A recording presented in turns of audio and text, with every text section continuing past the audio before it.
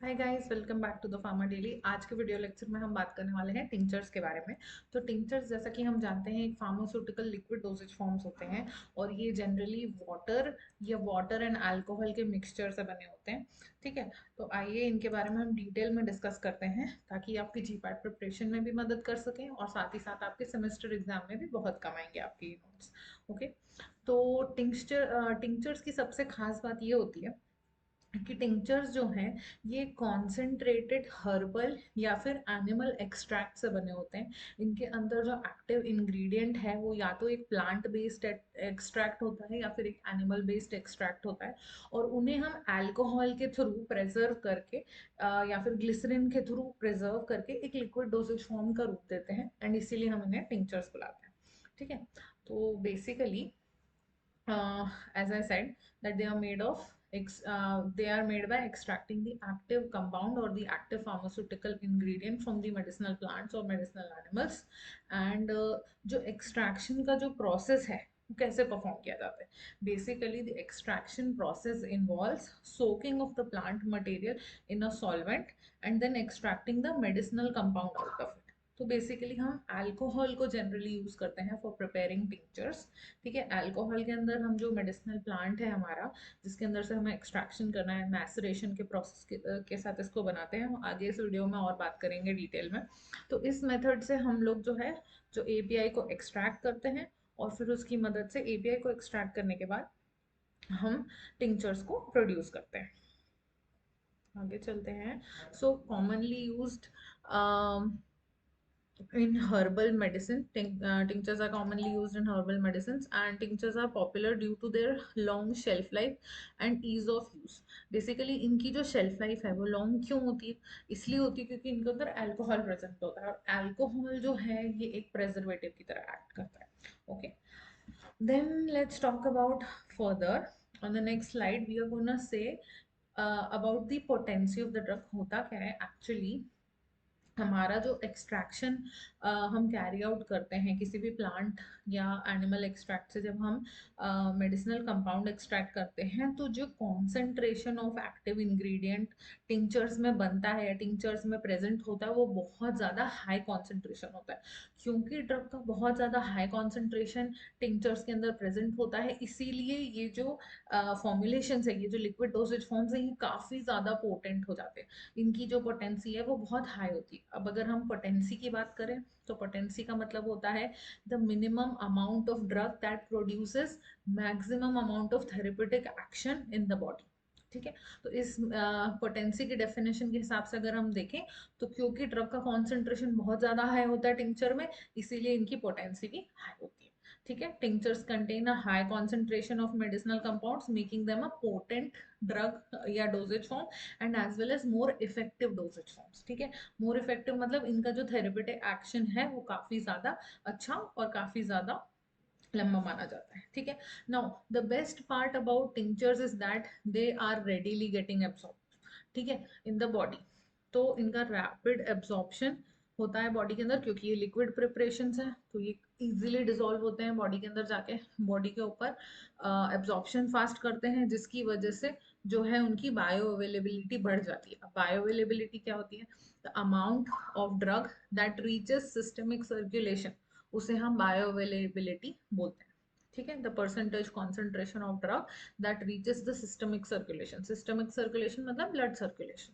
ठीक है, तो इतना जितना भी अमाउंट ऑफ ड्रग बॉडी के सिस्टमिक सर्कुलेशन में जाता है, depending upon the formulation or the size or the dosage of drug that we have presented in the body, उसको हम बायोअवेलेबिलिटी कहते हैं।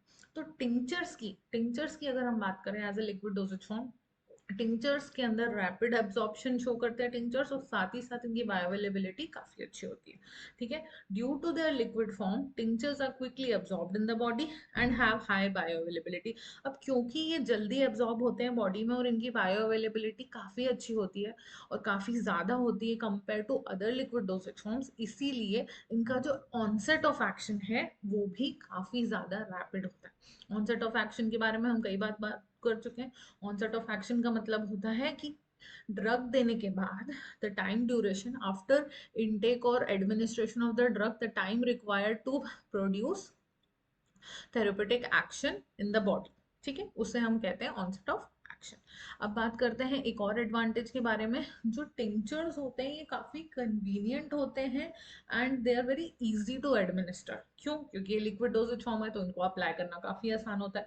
इन्हें बॉडी के अंदर एडमिनिस्टर करना बहुत ज्यादा इजी होता है। Tinctures are easily administered by adding few drops to a beverage और डायरेक्टली अंडर द टंग। ठीक है, तो अंडर द टंग मतलब इससे ये पता चल रहा है कि टिंचर्स को हम टॉपिकली यानी एक्सटर्नली भी यूज करते हैं, लेकिन ओरली भी कई फॉर्मुलेशंस के अंदर टिंचर्स यूज किए जाते हैं। जैसे टिंचर्स को हम माउथ वॉशेस बनाने में यूज करते हैं, गार्गल प्रिपरेशन में भी हम टिंचर्स का इस्तेमाल करते हैं। तो इससे ये पता चलता है हमें, इस पॉइंट से हमें ये याद रखने की कोशिश करना है कि टिंचर्स को सिर्फ एक्सटर्नल प्रिपरेशन नहीं मानना है। They are not only external और topical preparations but they are also given as oral preparations. ठीक है, आगे चलते हैं। कभी भी आपको ये चीज सोच के कंफ्यूज नहीं होना है कि टिंचर्स की जो एप्लीकेशन है that is only external application या फिर सिर्फ स्किन पे एक्सटर्नली अप्लाई करने का है।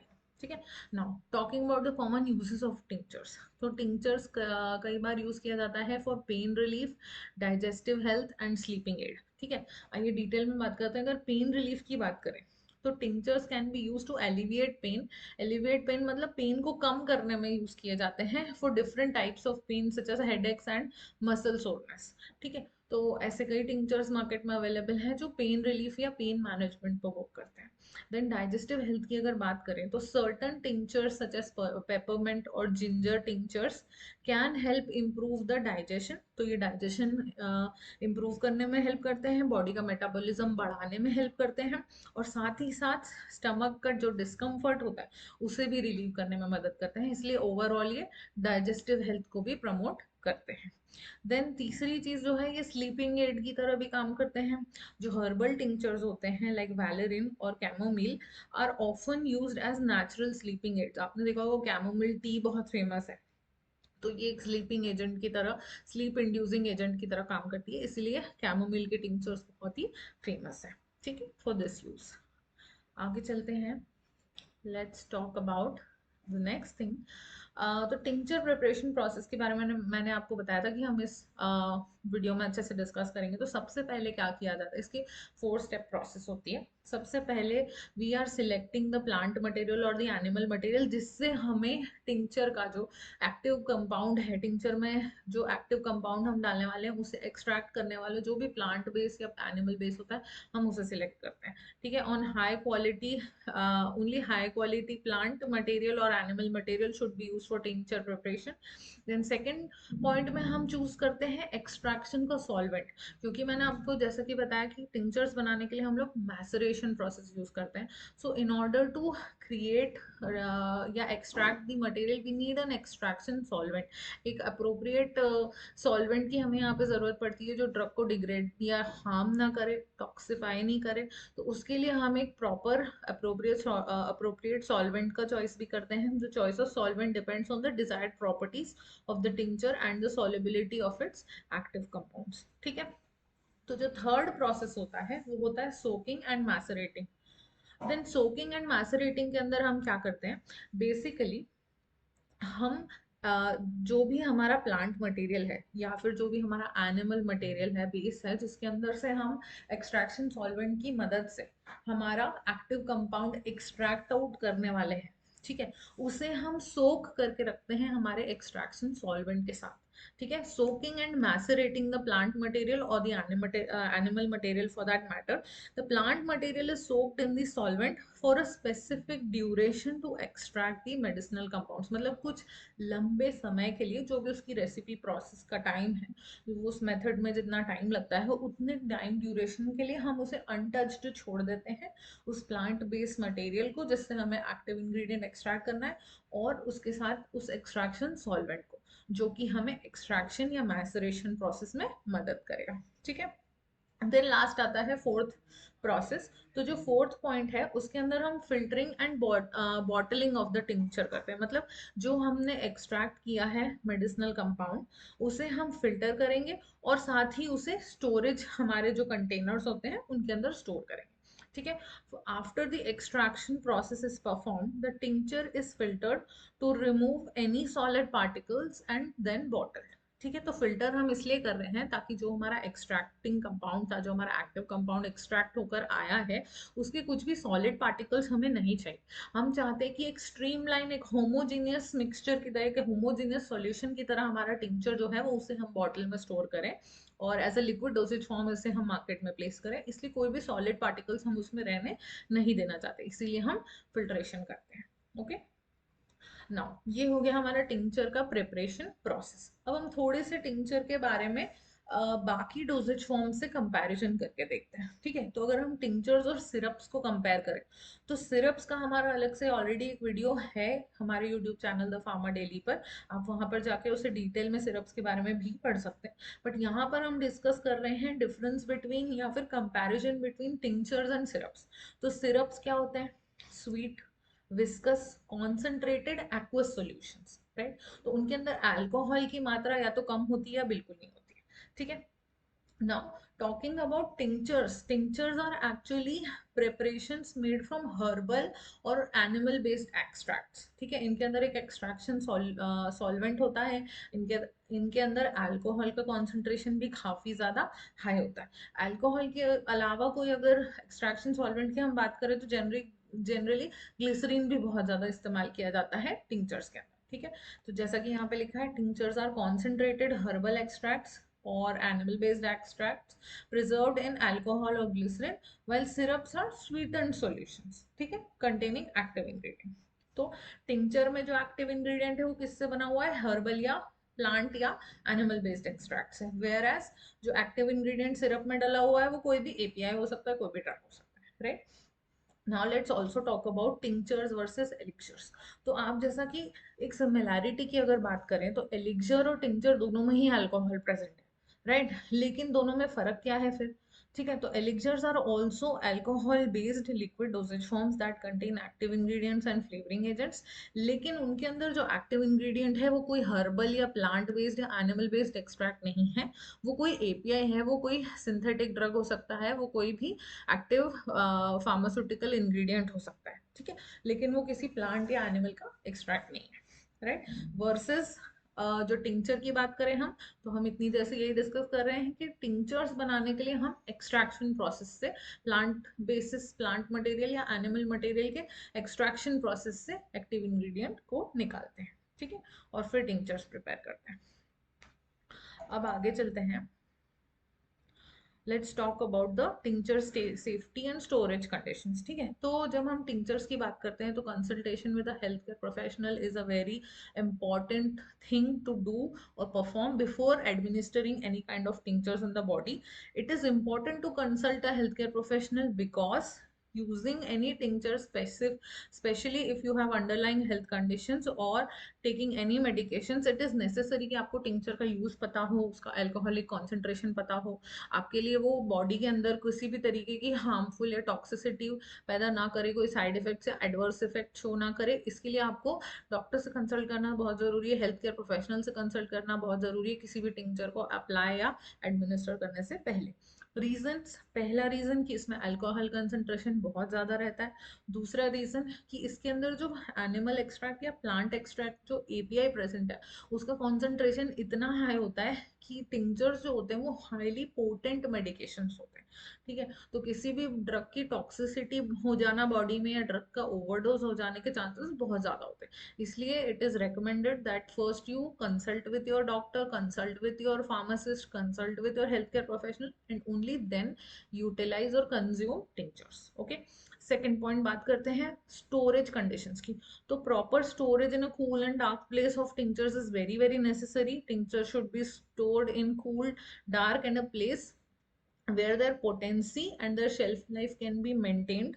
इसलिए करना चाहिए ऐसा क्योंकि हम नहीं चाहते, क्योंकि एक्चुअली जो है टिंचर के अंदर जो एपीआई प्रेजेंट है वो कोई सिंथेटिक मॉलिक्यूल या कोई कंपाउंड नहीं है, वो एक्चुअली एक प्लांट एक्सट्रैक्ट या एनिमल एक्सट्रैक्ट से बना हुआ है। ठीक है, तो ऐसा हो सकता है कि इसके अंदर डिकम्पोजिशन हो जाए, इसके अंदर डिग्रेडेशन हो जाए, माइक्रोबियल ग्रोथ हो जाए। ठीक है, तो ऐसी चीजों को प्रिवेंट करने के लिए हमें क्या करना चाहिए? इनकी प्रॉपर स्टोरेज कंडीशंस को मेंटेन करना चाहिए।